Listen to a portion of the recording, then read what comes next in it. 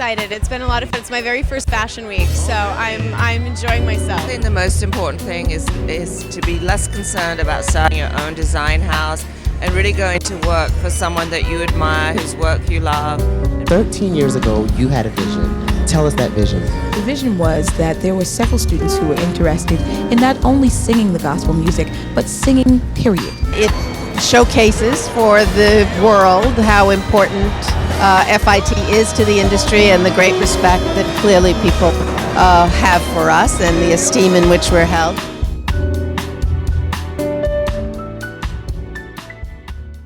It's been said that history repeats itself.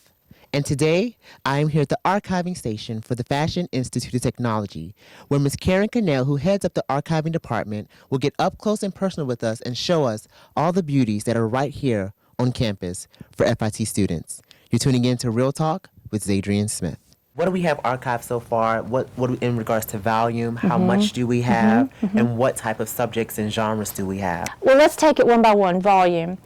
We have about 3,000 square feet of space in which we can shelve or otherwise house material. We have about 8,000 volumes, meaning bound things, whether it be books or periodicals, magazines, etc.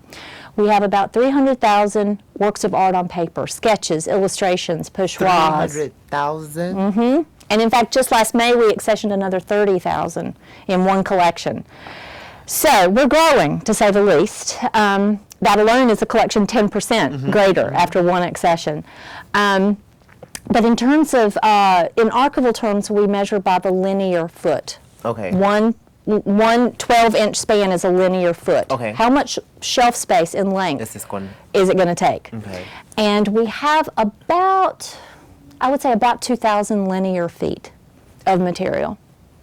What are you going to do as you continue to grow? Like, is there more space that's allocated for the archiving section, or is it just one of those things you got to make do with what you have? Well, right now you make do with what you have, and you fill it to the extent that it's safe for people and the material, and you make the case.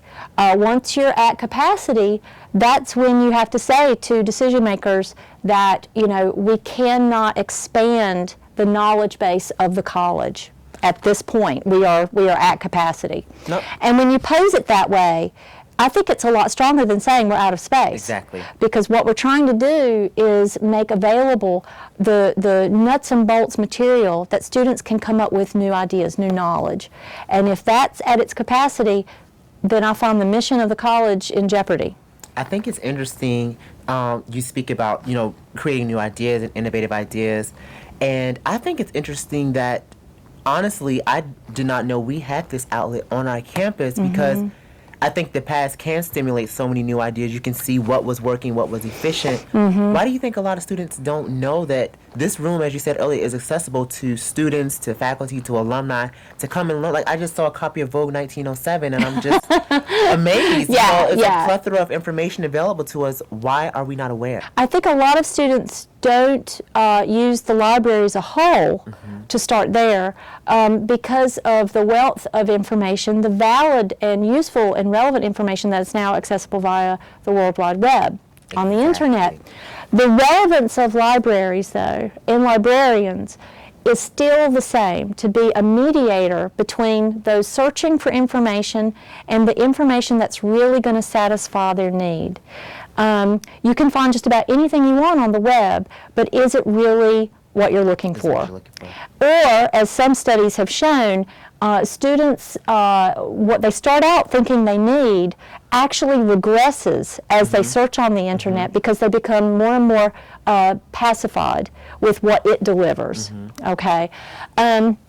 As far as special collections is concerned, until I began my work here, undergraduates were not given permission, and the public was not given permission except on, you know, very, very special circumstances. But, you know, part of the ethics of being an archivist is to preserve information for future cultures and societies to have a hold of. And when I appealed my case to my supervisor, the director of the library, N.J. Wolf, he said, open the doors. Open the doors. And it's just been perfection. The super wow discovery in this collection was when I learned, I didn't know this before I got here, but I learned through some sources that Mr. Karl Lagerfeld does not keep an awful lot of his past renderings. He supposedly, this is hearsay, supposedly wants to only look forward.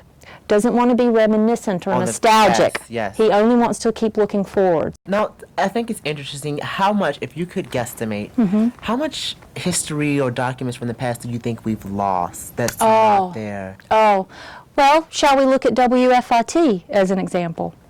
When was WFIT started? I know that Professor Kokinos has been here for a while, so I think it's been here for a long time. Yeah. I would guesstimate maybe 10, 15 years ago, 20 years ago. Well, thanks to you and Philip Salem at WFIT, I've just started accessioning the archival tape that will preserve the memory of your work. It's 1 year, so we've lost 90%.